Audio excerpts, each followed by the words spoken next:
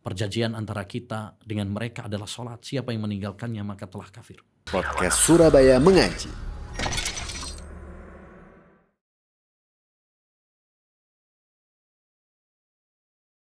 Bismillahirrahmanirrahim. Assalamualaikum warahmatullahi wabarakatuh. Alhamdulillah wassalatu wassalamu ala rasulillahi amma ba'du. Kembali lagi bersama kami di podcast Surabaya Mengaji yang akan membahas topik-topik seputar keislaman. Bersama kita sekarang Al-Ustadz Abu Ubaidah As-Sidawi hafizahullahu ta'ala. Kita sapa beliau terlebih dahulu. Assalamualaikum warahmatullahi wabarakatuh, Ustadz. Waalaikumsalam warahmatullahi wabarakatuh. Insyaallah. Bagaimana kabarnya, Ustadz? Alhamdulillah, Masya Allah. Masya Allah. Semoga Allah senantiasa berikan antum kesehatan, Ustadz. Amin ya Rabb. Masya Allah. Mampir ke sana kemari, Masya Allah. Semoga Allah mudahkan urusan antum. Amin. Nah, Ustadz, kaitan sama kita sekarang bahas masalah urgensi sholat 5 waktu, Ustadz. Sebagaimana yang kita tahu, sholat 5 waktu itu kan rukun Islam nomor 2, Ustadz ya. Dan termasuk ibadah yang mungkin bisa orang lain, orang kalangan apapun bisa melakukannya, insya Allah. Orang muslim di kalangan apapun bisa melakukannya. Mungkin haji atau zakat belum tentu, Ustadz ya. Nah, sebenarnya urgensi sholat 5 waktu di dalam Islam itu seperti apa, Ustadz? Silakan, Ustadz. Ya, alhamdulillah, wassalatu wassalamu ala rasulillah, wala hawla wala quwata illa billah, ma ba'd. Salat ini termasuk amalan yang sangat mulia sekali, sangat agung sekali. Dia termasuk rukun Islam. Ya, Nabi SAW menyebut Islam itu dibangun di atas 5 perkara, salah satunya adalah salat. Ya, di antara hal yang menunjukkan pentingnya salat, dia termasuk amalan yang pertama kali nanti dihisab besok pada hari kiamat. Awwalu ma yuhasabu hil abdu yaumal qiyamah as-shalah. Ya, amalan yang pertama kali besok dihisab dari seorang hamba itu adalah salatnya. Di antara hal yang menunjukkan pentingnya salat, dia adalah wasiat terakhir Rasulullah SAW. Jadi Rasulullah sebelum meninggal dunia, ya di detik-detik kematiannya itu as-salah wa ma malakat aimanukum. Pesan Nabi itu. Ya, salat. Maksudnya perhatikan salat kalian. Kemudian di antara hal yang menunjukkan pentingnya sholat juga, ya dia adalah amalan ibadah satu-satunya yang diwajibkan oleh Allah Subhanahu Wa Taala di atas langit tanpa perantara Jibril. Jadi kalau puasa, zakat, haji itu diwajibkan oleh Allah di bumi dengan perantara Jibril. Tapi kalau sholat enggak. Ya, diwajibkan oleh Allah langsung Masya Allah. dalam peristiwa Isra Mi'raj itu ya. Nah, Langsung, nggak pakai perantara Jibril. Ini menunjukkan bagaimana amal sholat ini sangat-sangat dicintai oleh Allah Subhanahu wa Ta'ala. Dan di antara hal yang menunjukkan pentingnya sholat juga, bahwa sholat ini adalah ibadah satu-satunya yang paling sering disebut di dalam Al-Quran. Ada 100 kali Allah menyebut kata sholat di dalam Al-Quran. Di antara hal yang menunjukkan pentingnya sholat juga, dia adalah pembeda antara orang muslim dan orang kafir. Faslun baina siyamina, faslun al-ahdul ladzi bainana wa bainahumus shalah faman taraka faqad kafar. Perjanjian antara kita dengan mereka adalah sholat. Siapa yang meninggalkannya maka telah kafir. Ya, dan masih banyak lagi keutamaan sholat, ya, dibukukan oleh Al-Marwazi dalam kitabnya Ta'zimu Qadris Shalah, pengagungan terhadap sholat. Dalam buku tersebut beliau menjelaskan secara detail tentang bagaimana pentingnya sholat, tentang bagaimana seorang muslim harus betul-betul mengagungkan sholat ini sebagaimana Allah mengagungkan, sebagaimana Rasulullah mengagungkannya. Maka kita pun harus mengagungkan apa yang diagungkan oleh Allah dan Rasulnya. Intinya, sholat adalah sesuatu yang sangat penting sekali, ibadah yang harus menjadi prioritas utama kita. Ya, jangan sampai kita meremehkan, menyepelekan, apalagi sampai meninggalkan, lebih-lebih lagi sampai menghujat ibadah sholat. Nah, ini berbahaya sekali gitu. Jadi kalau berbicara tentang sholat, nggak cukup podcast. Kajian pun nggak cukup, perlu daurah. Ya, tapi itulah sekilas saja. Sekilas tentang bagaimana pentingnya ibadah sholat ya. Gitu. Sebenarnya kalau dikatakan sekilas juga nggak cocok juga, Ustaz. Karena besar sekali ternyata urgensi sholat. Ya, meskipun poin-poinnya aja lah. Masya Allah. Nah, sekarang kaitan sama pahala sholat itu sendiri, Ustaz. Banyak orang mungkin meremehkan karena mungkin belum tahu pahalanya ini. Sebenarnya sholat itu pahalanya berapa sih? Apa mungkin lebih mudah mungkin ya, mereka mengira bahwa sedekah atau apa itu lebih besar pahala dari sholat mungkin Ustaz ya, bagi yang belum tahu. Dan mungkin bisa dijelaskan Ustaz. Berbicara tentang pahala sholat, pahala itu kan motivasi ya. Pahala itu Nah. motivasi. Ya, bagi orang-orang yang beriman, kita melaksanakan perintah-perintah Allah Subhanahu wa taala, baik ada ganjarannya secara khusus ataupun tidak ada ganjarannya secara khusus, ya. Kita wajib melaksanakan apapun yang Allah Subhanahu wa taala perintahkan kepada kita. Apalagi kalau ada ganjarannya. Itu semakin memotivasi kita untuk bersemangat berlomba-lomba di dalam melakukannya. Kalau tentang pahala sholat, wah ini juga banyak sekali Mas. Bisa dibaca tadi dalam kitab Ta'lim Qadri Sholah atau dalam kitab Shahihut Targhib wa Tarhib karya Al-Imam Al-Mundhiri. Itu Masya Allah beliau banyak menyebutkan tentang keutamaan-keutamaan sholat. Sekarang jangankan sholat ya, orang wudhu saja nih, wudhu saja. Ketika seorang berwudhu, kata Nabi SAW, ya, maka anggota wudhunya ini, ya, dosa-dosanya akan dilunturkan oleh Allah SWT. Ketika dia membasuh wajah, dosa-dosa wajah akan luntur. Ya, ketika dia membasuh tangan, ya, dosa-dosa tangan luntur, rontok semua dosa-dosanya. Itu baru wudhunya toh. Setiap ketika dia berjalan ke masjidnya, satu langkah mendapatkan pahala, satu langkah lagi menghapus dosa. Itu baru melangkahkan kakinya, belum sholatnya. Baru sholat sunnahnya saja sudah para malaikat mendoakan dia, Allahumma ighfir lahu, Allahumma arhamhu. Itu baru mukaddimahnya saja nih. Bagaimana intinya? Contoh yang lain, sholat subuh saja, sholat subuh. Jangankan sholat subuhnya, baru sholat sunnahnya saja, kata Nabi, rakaatal fajri khairun minad dunya wa ma fiha. 2 rakaat yang dilakukan oleh seorang hamba, sholat sunnah sebelum subuh itu loh. Ya, sholat rawatib sebelum subuh 2 rakaat itu, kata Nabi lebih baik daripada dunia dan isinya. Itu baru sholat sunnahnya. Belum sholat subuhnya, wajibnya. Yang kita tahu bahwa sholat subuh, sholat yang wajib tentu lebih utama daripada sholat sunnah. Artinya, jadi kalau kita berbicara tentang pahala sholat, luar biasa. Tapi setidaknya pahala itu ada 2. Ada pahala yang didapatkan seorang di dunia. Ya, seperti tadi, orang ketika akan di dunia ini, ya, dia akan merasakan ketenangan. Ini manfaat-manfaat di dunia ya.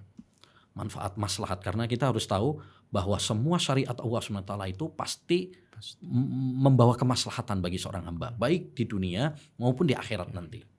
Sholat pun demikian, dia adalah membawa kemaslahatan bagi seorang hamba di dunia.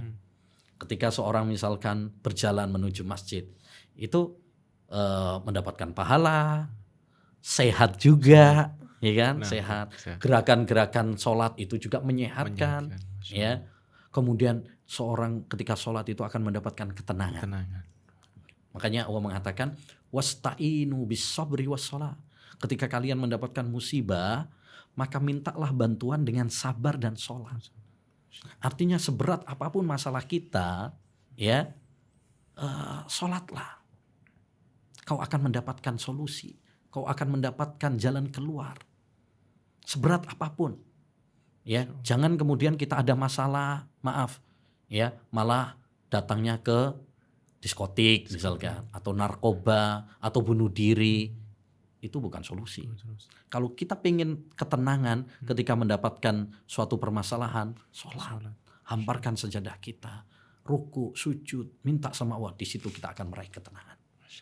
Ya, kalau perlu nangis, ya, merengek sama Allah Subhanahu wa taala, di situ kita akan merasakan ketenangan. Ketika dulu Juraij, ya, seorang hamba yang saleh di Bani Israel, dia rajin sholat, sampai suatu saat ibunya jengkel sama dia gara-gara dipanggil tapi dia tetap sholat sunnah. Ya Allah, jangan matikan dia kecuali dia melihat wajah wanita pelacur.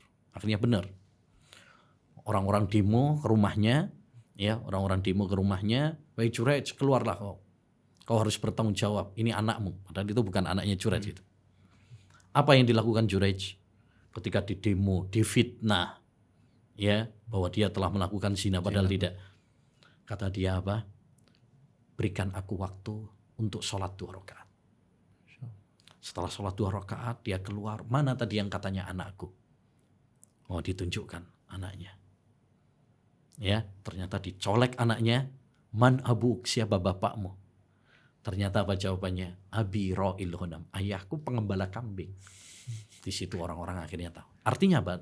Orang-orang soleh dulu ketika ada masalah mereka sholat. Karena itu solusi. Ya, itu solusi. Ini manfaat atau kemaslahatan di dunia. Kemaslahatan di akhirat bagi orang-orang yang sholat luar biasa. Disebutkan dalam sebuah hadis Rabi'ah bin Ka'ab al-Aslami. Beliau itu salah seorang sahabat yang senang melayani Nabi. Ya, menyiapkan air wudhu untuk Nabi, sandalnya Nabi dan sebagainya. Satu saat beliau mempersiapkan tempat wudhu Nabi, sandal Nabi. Sebagai ucapan terima kasih, Nabi ngomong sama beliau, sal, mintalah. Wahai Rabi'ah, sampean njaluk apa ya? Sampean minta apa? Ya, mungkin kalau kita yang ditanya seperti itu ya, sampean minta apa? Paling minta sepeda, minta duit, minta jabatan gitu ya. Tapi ini luar biasa sahabat Rabi'ah bin Ka'ab. Dia mengatakan apa? As'aluka murafaqataka fil jannah. Wahai Rasul, aku minta supaya bisa menemanimu di surga. Masya Allah. Ditanya lagi sama Nabi, awa ghairu dzalik, ada enggak permintaan yang lain selain itu? Qala huwa dzak, itu aja ya Nabi, aku enggak minta yang lain. Masya Allah. Itu cita-citanya para sahabat luar biasa ya, Masya Allah. Terus apa jawaban Nabi? Fa'inni ala nafsika bikasratis sujud. Kalau begitu bantulah aku memenuhi cita-citamu tersebut dengan memperbanyak sujud. Maksudnya memperbanyak sujud, memperbanyak sholat. Gak terus sujud tok ngono. Jadi maksudnya apa? Salah satu pahala sholat adalah kita bisa meraih surga bersanding dengan Nabi Sallallahu Alaihi Wasallam yang mulia. Dan tidak ada amalan yang atau pahala yang lebih tinggi daripada itu. Makanya kalau kita ingin untuk masuk surga bersama Nabi Sallallahu Alaihi Wasallam, ayo kita jaga sholat-sholat kita. Baik sholat yang wajib terutama nomor 1, kemudian syukur-syukur kita bisa menambahinya dengan sholat-sholat sunnah untuk menambal kekurangan-kekurangan kita. Nah, sekarang ada orang-orang yang memang dia mengaku Islam Ustaz ya. Dia menganggap atau dia mungkin bicara di media sosial Ustaz bahwa sebenarnya nggak perlu kok sholat, yang penting hatinya baik. Yang penting orangnya baik, suka membantu sesama, ya pasti Allah kasihlah dia pahala, masa nggak dibales. Nah, ini gimana Ustaz sebenarnya perkataan ini Ustaz? Ya, orang-orang munafik ini. Orang ngaku-ngaku tok aja Islam. Iya. Karena tidak ada yang mengingkari tentang sholat kecuali orang-orang yang kafir dan orang-orang yang munafik. Sholat ini kewajiban. Ya, kewajiban dari Allah Subhanahu wa taala. Banyak ayat-ayat Al-Qur'an dan hadis-hadis Nabi SAW yang menunjukkan tentang kewajiban sholat. Ya. Kemudian juga ini termasuk rukun Islam. Ancaman bagi orang-orang yang meninggalkannya pun banyak. Ma salakakum fi saqar qalu lam naku minal musalli. Kata Allah kepada penduduk neraka, apa yang menjadikan kalian di neraka Sakor? Mereka menjawab, kami dulu enggak sholat. Ya. Jadi bagaimana mungkin ada orang Islam mengatakan yang penting akhlaknya baik, nggak sholat nggak apa-apa. Ya, ini suatu kebodohan. Ya, suatu kebodohan. Atau kalau nggak ketololan. Ya. Kenapa? Karena akhlak itu bukan semata hubungan antara seorang hamba dengan sesama manusia saja, bukan. Akhlak yang paling penting adalah akhlak kita kepada Allah SWT. Jadi orang kan banyak menganggap akhlak itu sesama manusia saja, sama makhluk, sama tetangga, sama kerabat. Enggak. Akhlak itu satu, akhlak kita kepada Allah SWT. Itu yang paling penting malahan. Bagaimana kita bisa beribadah kepada Allah SWT. Bagaimana kita melaksanakan perintah-perintah Allah. Bagaimana kita menjauhi larangan-larangan Allah. Kalau Anda tidak berakhlak kepada Allah SWT, ya, maka Anda dengan hewan sama saja. Karena Anda berarti tidak berakhlak kepada yang menciptakan Anda, yang memberi rizki, yang mengatur hidup kita. Enggak punya akhlak. kepada Allah Subhanahu wa taala, ini adalah kerusakan akhlak paling parah. Justru Ya. paling parah Ustaz. Paling parah. Jadi akhlak itu nomor satu kepada Allah Subhanahu wa taala. Yang kedua akhlak kepada sesama manusia. Kita harus menjalin hubungan yang baik, akhlak yang baik itu sama Allah iya baik, sama manusia juga baik. Ya, sama manusia juga baik. Jadi sholatnya itu hubungan kita sama Allah Subhanahu wa taala. Kemudian yang kedua akhlak kita sama sesama manusia. Yang ketiga akhlak terhadap diri sendiri. Itu akhlak. Runtutan. Makanya Nabi SAW mengatakan dalam sebuah hadis dari Mu'adz bin Jabal, ittaqillaha haitsuma kunta, bertakwalah kepada Allah dimanapun kamu berada. Itu akhlak seorang hamba kepada Allah. Ya, wa'at bi sayyi'atal hasanata tamhuha. Kalau kamu melakukan dosa, iringi dengan amal kebaikan. Itu akhlak terhadap diri sendiri. Wa khaliqin nasa bi khuluqin hasan, dan pergaulilah manusia dengan akhlak yang baik. Itu akhlak kepada orang lain. Jadi jangan kemudian kita itu baik sama orang tapi akhlak kita sama Allah nggak baik.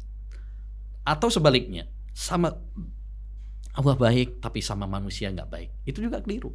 Ada orang seperti tadi misalkan, dia sama orang lain baik tapi sama Allah nggak baik, percuma. Ini ada orang kafir nih misalkan, ada orang kafir. Dia masya Allah suka sodako, dia suka ini, tapi dia nggak masuk Islam. Itu berarti nggak punya akhlak sama Allah SWT. Nggak bermanfaat. Abdullah bin Jud'an, dia masya Allah ahli sodako. Ya, di zaman jahiliyah itu orang-orang haji dikasih jamuan yang luar biasa sama beliau. Tapi kata Nabi SAW nggak ada manfaatnya dia, karena dia nggak bersyahadat la ilaha illallah, nggak masuk Islam maksudnya. Ya, nggak diterima amal ibadahnya dia. Sebagaimana kalau ada orang baik sama Allah SWT, sholatnya baik, sodakohnya baik, puasanya masya Allah, tapi dia sama orang nggak baik, suka menyakiti, lisannya pedes sama orang, gitu kan, suka riba, namimah, atau suka maling harta orang, ini juga nggak baik. Makanya dulu ada hadis, wahai Rasulullah, ada seorang wanita rajin sholat, rajin puasa, rajin sodakoh, tapi dia suka menyakiti tetangganya. Kata Nabi apa? Nggak ada baiknya wanita itu, dia di neraka. Dia di neraka. Yang paling parah lagi, udah nggak baik sama Allah, nggak baik juga sama manusia. Nah itu paling parah. Paling parah itu. Nah, terus yang bagus bagaimana Ustadz? Yang bagus adalah kita menjalin hubungan baik sama Allah, menjalin hubungan baik juga sama sesama manusia. Jadi orang itu ada 4. Ada yang baik sama Allah, tapi nggak baik sama orang. Yang kedua baik sama orang, tapi nggak baik sama Allah. Akhlaknya nggak baik sama Allah. Seperti tadi dia baik sama orang, tapi nggak sholat. Itu kan nggak baik sama Allah. Yang ketiga nggak baik dua-duanya, sama Allah nggak baik, sama manusia juga nggak baik. Gimana ini? Iya, parah ini, paling parah nih. Yang keempat, nah ini dia baik sama Allah, baik juga sama manusia. Ini yang harus kita. Jadi jangan mengatakan seperti tadi. Yang penting akhlaknya baik, walaupun dia nggak sholat. Nah, itu menunjukkan cara berpikir yang keliru. Cara berpikir yang keliru. Harusnya kita jangan mengatakan seperti itu, tapi berakhlaklah yang baik kepada manusia, tapi juga berakhlaklah yang baik kepada Allah juga. Begitu. Nah, kaitan kalau tadi kan orang yang mengatakan demikian Ustaz. Sekarang hukumnya orang yang melakukan itu Ustaz. Mungkin dia baik tapi dia nggak sholat. Dan ini hukumnya orang yang melakukan seperti ini gimana kira-kira Ustaz? Ya, tentu kalau dia sebagai orang muslim ya, kemudian dia tidak sholat, nah ini melakukan dosa besar. Dosa besar. Orang meninggalkan sholat itu dosa besar. Bahkan kata Imam Ibnul Qayyim, dosa meninggalkan sholat itu lebih besar daripada dosa zina, dosa minum khamr, dosa membunuh, dosa mencuri. Ya. Kenapa? Karena Nabi SAW mengatakan al-ahdul ladzi bainana wa bainahumus shalah, faman tarakaha faqad kafar. Perjanjian antara kita dengan mereka itu adalah sholat. Maka siapa yang meninggalkan sholat, maka dia telah kafir. Ya, pembeda antara seorang muslim dengan non-muslim itu sholat. Maka jangan sampai kita meremehkan masalah sholat ini. Ya. betul para ulama berselisih pendapat tentang status orang yang meninggalkan sholat ya. Sebagian para ulama mengatakan kafir, keluar dari agama Islam. Dan sebagian para ulama mengatakan enggak, dia pelaku dosa besar, tapi dia tidak sampai kepada kafir. Sama seperti meninggalkan puasa, meninggalkan zakat. Tapi saya tidak ingin berbicara secara fikih ya, maksudnya dalil masing-masing dan mana yang lebih kuat. Ya, itu pembahasannya panjang lah ya dalam kitab fikih. Tapi yang harus menjadi renungan bagi kita adalah ya begini. Bayangkan status orang yang meninggalkan sholat itu diperselisihkan oleh ulama loh. Jadi kita tanya sama orang yang meninggalkan sholat, sampean pengen tak status sampean itu diperselisihkan ulama, muslim atau enggak muslim? Harusnya kita sekedar perselisihan ulama ini saja sudah menjadi cambuk bagi kita. Jangan sampai kita meninggalkan sholat. Karena kalau kita meninggalkan sholat, ulama berselisih pendapat ini tentang status saya. Saya ini masih muslim atau enggak? Nah, sekedar perselisihan itu saja harusnya sudah menjadi cambuk bagi seorang. Jangan sampai dia meninggalkan sholat. Ya, nah, jadi intinya masalah meninggalkan sholat ini dosa besar. Ya, jangan sampai kita meremehkan masalah sholat ini karena sholat adalah tiang agama ya, dan sangat-sangat diagungkan di dalam agama. Kalau kita sholat saja meremehkan, apalagi yang lainnya. Ya. Jazakumullah khairan Ustaz atas penjelasannya. Baik, semoga bermanfaat bagi rekan-rekan sekalian. Sampai jumpa di podcast episode yang berikutnya. Assalamualaikum warahmatullahi wabarakatuh. Waalaikumsalam.